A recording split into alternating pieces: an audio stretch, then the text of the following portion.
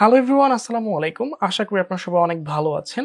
আজকের এই লেসনে আমরা Adobe Illustrator user interface, basic selection and navigation সম্পর্কে জানব। So without further edu, let's begin the session.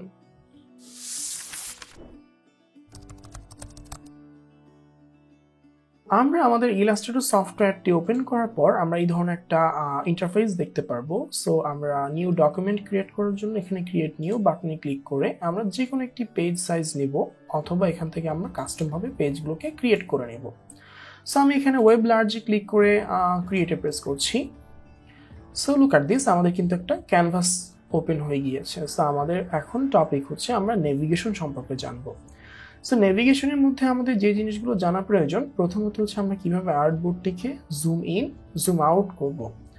So এইখানে আমাদের এই টুলে আমরা অপশন করলে আমাদের হ্যান্ড টুলটা দেখতে পারবো, রোটেট টুলটা দেখতে পারবো, অ্যান্ড দেন ঠিক পাশে জুম টুলটা দেখতে পারবো। সো জুম টুলে ক্লিক করে যদি আমরা আমাদের মাউসের লেফট বাটনটার মাধ্যমে ক্লিক করে ধরে রেখে মাউসটাকে নিচ থেকে উপরের দিকে নিয়ে আসি, তাহলে এটা জুম আউট হবে। আবার উপরের দিক থেকে নিচের দিকে নিয়ে আসলে জুম ইন হবে। আমরা যদি রোটেট টুলটা সিলেক্ট করে যদি আমরা পেজটাকে রোটেট করি, এভাবে আমরা রোটেট করতে পারবো। যদি আমরা শিফট প্রেস করি তাহলে আমাদের 15 ডিগ্রি করে হচ্ছে আমাদের পেজটাকে রোটেট করতে পারবো। একটা সময় এটা স্ট্রেইট হয়ে যাবে। অপশন করে যদি আমরা হ্যান্ড টুলটা নেই, তাহলে আমাদের পেজটাকে আমরা লেফট ক্লিকের মাধ্যমে আমরা প্যান করতে পারবো।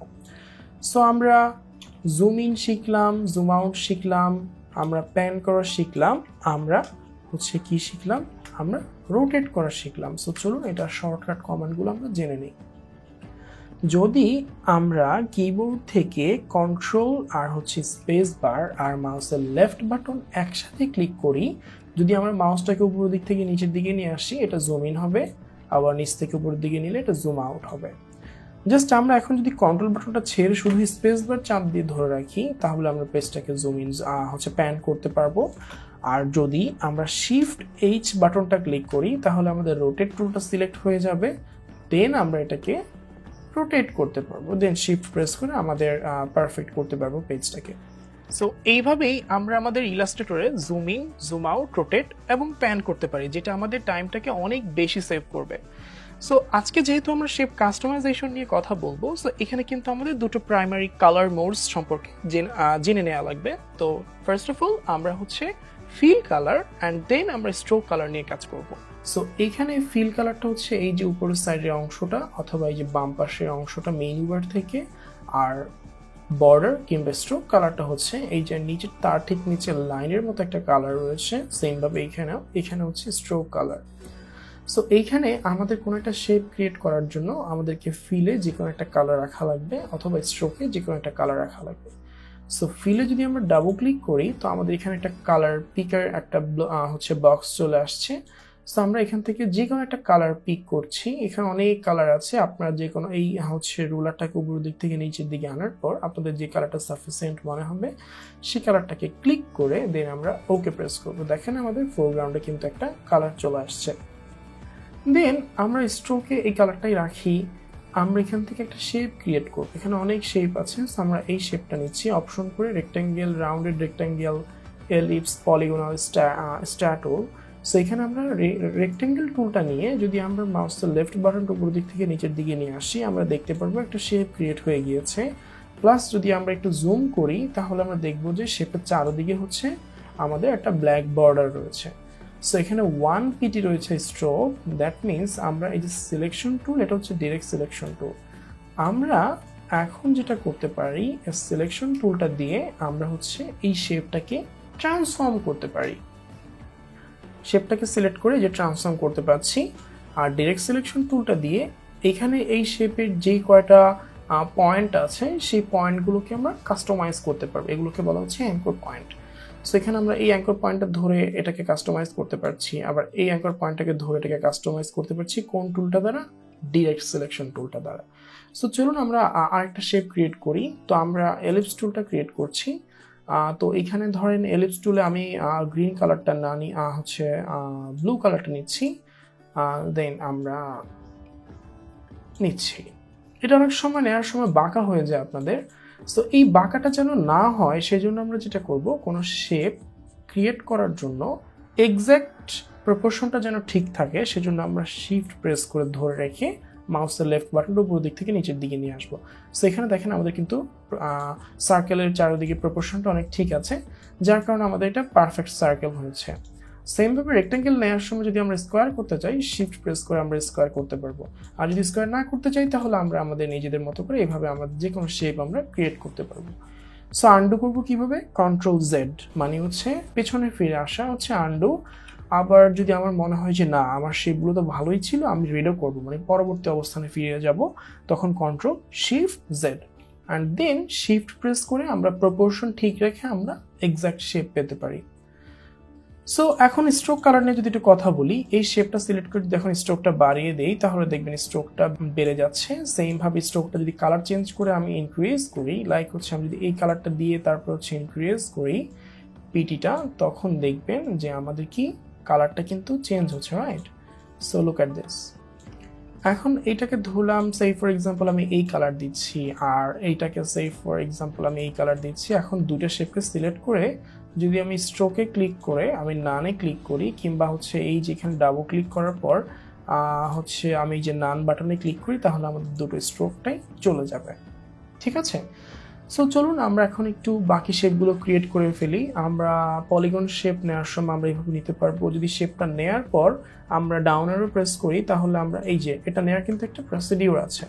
আপনি মাউসের লেফট বাটনটা উপর দিক থেকে নিচের দিকে যখন ধরে টান দিবেন তখন আপনাকে ডাউন অ্যারো অথবা আপ অ্যারো প্রেস করতে হবে। আপ অ্যারো প্রেস করলে অ্যাঙ্কর পয়েন্টগুলো বাড়বে, ডাউন অ্যারো প্রেস করলে অ্যাঙ্কর পয়েন্টগুলো কমে যাবে। ঠিক আছে? এভাবে পলিগনের সংখ্যাও কিন্তু ইনক্রিজ হয়। সেমভাবে স্টার টুল নেওয়ার জন্য আপনি আপ অ্যারো প্রেস করবেন, দেখবেন স্টার টুলটা হয়ে গিয়েছে। আবার ডাউন অ্যারো প্রেস করলে এখানে আমার অ্যাঙ্কর পয়েন্টগুলো কমে যাচ্ছে। ঠিক আছে, এখন চলুন আমরা শেপের রিসাইজিংগুলো জেনে নিই যে কিভাবে আমরা একটা শেপকে বড় ছোট করব। সো আরেকটা জিনিস জেনে নিই যে এই শেপটাকে যদি আমি ঠিক এই অরেঞ্জটা করি তাহলে আমাকে কিভাবে কালারটা পিক করতে হবে। শেপটাকে সিলেক্ট করে আইড্রপার টুলে ক্লিক করে জাস্ট এই শেপের উপর ক্লিক করলেই হবে।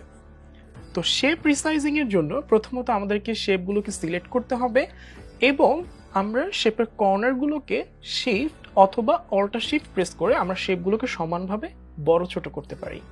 তো এটা যদি প্রেস না করি তাহলে কি হয় দেখেন, আমরা কিন্তু আমাদের পার্সোনালভাবে যে কোনো হচ্ছে শেপ ক্রিয়েট করতে পারছি কাস্টম ভাবে। বাট যদি আমরা হচ্ছে শিফট প্রেস করে করি তাহলে যেটা হয় শেপগুলো সমানভাবে একটা সাইড থেকে বড় ছোট হচ্ছে। সেমভাবে এটা যদি নেই, সমানভাবে কি হচ্ছে, একটা সাইড থেকে বড় ছোট হচ্ছে, রাইট? খেয়াল করেছেন? আর অল্টা শিফট প্রেস করলে চারদিক থেকে সমানভাবে ছোট বড় হচ্ছে। সো আজকের ক্লাসে কিন্তু আমরা অনেক কিছু জেনে গেলাম যে কিভাবে আমরা আমাদের আর্টবোর্ডটিকে নেভিগেশন করব অ্যান্ড দেন কিভাবে আমরা আমাদের আন্ডু রিডো কমপ্লিট করব, শেপগুলোকে ক্রিয়েট করব, অ্যাঙ্কর পয়েন্টগুলো কাস্টমাইজ করে, অ্যান্ড দেন কিভাবে আমরা শেপগুলোকে সিলেকশন করব। সো চলেন এখন আমরা একটু অ্যালাইনমেন্টের ব্যাপারে যাই। সো এখানে আমাদের কিছু কালার প্যালেটস আছে। সো ধরুন আমরা একটা সার্কেল ক্রিয়েট করব, সেজন্য আমাকে কি করতে হবে, আমরা এখান থেকে একটা এলিপস টুল নিব, দেন অল্টা শিফট প্রেস করে একটা সার্কেল নিব, দেন আইড্রপার প্রেস করে অথবা এটা শর্টকাট কমান্ড হচ্ছে আই প্রেস করে আমি ধরেন সেই ফর এক্সাম্পল এই কালারটা নিচ্ছি। সেইমভাবে আমি এখান থেকে রেক্ট্যাঙ্গেল টুলটা নেওয়ার জন্য রেক্ট্যাঙ্গেল টুলটা সিলেক্ট করে শিফট প্রেস করে একটা স্কোয়ার নিচ্ছি, নেওয়ার পর আই প্রেস করে আমি হচ্ছে যে কোনো একটা কালার এখান থেকে পিক করছি। সো এটাকে আমি এখানে রাখি। কিভাবে রাখলাম, এই যে সিলেকশন টুলটা অথবা ডাইরেক্ট সিলেকশন টুলটা দিয়ে এখানে রাখতে পারি। যদি কাস্টমাইজ করার প্রয়োজন হয় তখন আমি ডাইরেক্ট সিলেকশন টুল দিয়ে অ্যাঙ্কর পয়েন্টগুলোকে কাস্টমাইজ করতে পারবো এইভাবে। ঠিক আছে? So wow, that's look good.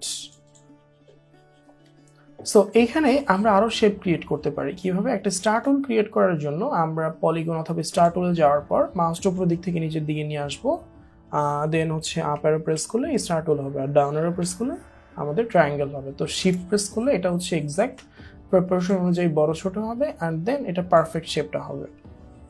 So এটাকে আমি আই প্রেস করে দিচ্ছি এই কালার। এখন আমাদের আরেকটা টুল আছে, সেটা হচ্ছে রাউন্ডেড রেক্ট্যাঙ্গেল টুল। এটার কাজ হচ্ছে, ধরেন আপনি এই টুলটা উপর দিক থেকে নিচের দিকে নিয়ে আসছেন, যদি আপনি আপ অ্যারো প্রেস করেন তাহলে এটা রাউন্ড হবে, আর ডাউন অ্যারো প্রেস করলে এটা রাউন্ড কম হবে। সো আমাদের যতটুকু দরকার আমরা ততটুকু এখানে রেখে দিচ্ছি। সো এটাকে ধরেন আমি একটা ব্লু কালার দিব, সো ব্লু স্কাই ব্লুটা দেওয়া ট্রাই করবো। ওকে, ডান। ঠিক আছে, আর এটার অ্যাঙ্কর পয়েন্টটা হচ্ছে আমি একটু উপরে নিয়ে যাচ্ছি শিফট প্রেস করে, তাহলে আমাদের প্রপোর্শনটা অলওয়েজ ঠিক থাকবে। সো এটাকে আমি এখানে বসাচ্ছি অ্যান্ড দেন এটাকে আমি এখানে বসাচ্ছি। এখন আমি ধরেন আরেকটা সার্কেল ক্রিয়েট করব। তো সার্কেল ক্রিয়েট করার জন্য এলিপস টুল নিব, দেন অল্ট শিফট এটাকে এখানে ক্লিক করব, শিফট প্রেস করে আমি চাইলে করার থেকে একটু ছোট করতে পারি। দেন আমরা ফিল কালার থেকে যে কোনো একটা কালার নেব, সে ফর এক্সাম্পল আমরা ব্লুইশ কালারটার মধ্যেই নিচ্ছি, দেন ওকে, দেন একটু জুম করে আমরা এই যে মিডল বরাবর বসিয়ে দিব। এখন আরেকটা টুল শিখবো, সেটা হচ্ছে আমরা এলিপস টুলটাতে নিলাম তাই না। সো এলিপস টুলটাকে আমরা দুই ভাগে ভাগ করব কিভাবে, আমরা জাস্ট এখান থেকে যদি নাইফ টুলটা নেই, সো এই যে ইরেজার টুলের অপশন করলে নাইফ টুলটা পাবো। তো শেপটা সিলেক্ট করব কি দিয়ে, আমরা সিলেকশন টুল দিয়ে। দেন আমরা নাইফ টুলটা দিয়ে অল্টার শিফট প্রেস করে একটা টান দিব, দেন আমরা দেখবো যে হচ্ছে আমাদের দুই পাশে লাইনটা সেপারেট হয়ে গেছে। সো আমরা এই লাইনটা এখানে রাখতে পারি, এই পাড়াটা রাখতে পারি, দেন শিফট প্রেস করে এই পাশ থেকে একটু বড় করে দিলাম, আবার শিফট প্রেস করে এই পাশ থেকে একটু বড় করে দিলাম, দেন একটু উপরে উঠিয়ে দিলাম। দেন আমরা এটাকে হচ্ছে রেড কালার দিতে পারি, I think it's look good, okay done. ঠিক আছে, সো এইভাবেই আমরা হচ্ছে আমাদের আজকের পার্টগুলো কমপ্লিট করতে পারি। দেন শিফট প্রেস করে এটাকে ছোট করতে পারি, আই থিঙ্ক ইটস গুড। আর প্রপোর্শনটা যেন ঠিক থাকে সেজন্য আমি একটা লাইন ক্রিয়েট করবো এখানে। সো এই লাইনটা ক্রিয়েট করছি, এটাকে স্ট্রোক কালার দিব, ফিল কালারটা নান রাখবো, দেন মুভ টুলটা সিলেক্ট করবো কিংবা সিলেকশন টুলটা সিলেক্ট করে এই তিনটাকে একসাথে সিলেক্ট করে একটু শিফট প্রেস করে ছোট করে দিব। সেমভাবে এই শেপটাকে আর একটু শিফট প্রেস করে ছোট করে দিব, দেন এটাকে আমি সিলেক্ট করে ডিলিট প্রেস করে দেব। সো আজকের লেসন থেকে কিন্তু আমরা অনেক কিছু জেনে গেলাম, কিভাবে আমরা আমাদের আর্টবোর্ডগুলোকে নেভিগেশন করব, অ্যান্ড দেন কিভাবে আমরা আমাদের অ্যাঙ্কর পয়েন্টগুলোকে কাস্টমাইজড করে একটা নিউ শেপ ক্রিয়েট করব, সেইটা আমরা দেখলাম। সো আশা করি লেকচারটি সবার অনেক বেশি ভালো লেগেছে। আজকে এই পর্যন্তই, দেখা হবে পরবর্তী ক্লাসে। আসসালামু আলাইকুম।